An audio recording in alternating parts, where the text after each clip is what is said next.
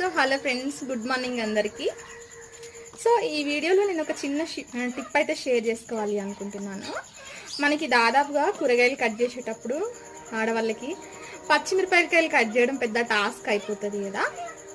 So అట్లా ఎప్పుడైనా బాగా కూరగాయలు కట్ చేయాల్సి వచ్చినప్పుడు కానీ, డైలీ వంటలోకి కట్ చేయాల్సి వచ్చినప్పుడు కానీ, ఇట్లా ఫస్ట్ ఉల్లిగడ్డలు అన్నీ కట్ చేసుకున్న తర్వాత డైరెక్ట్ పచ్చిమిరపకాయలు కట్ చేయకుండా ఇట్లా టమాటాలు కట్ చేయండి. ఎందుకంటే కొందరు పచ్చిమిరపకాయలు కట్ చేసిన తర్వాత టమాటా కట్ చేస్తారు కదా, పులుపుకి కొంచెం ఇట్లా మంట విరిగిపోతుంది అని. అట్లా కాకుండా ఫస్ట్ టమాటాలు కట్ చేసిన తర్వాత పచ్చిమిరపకాయలు కట్ చేయండి.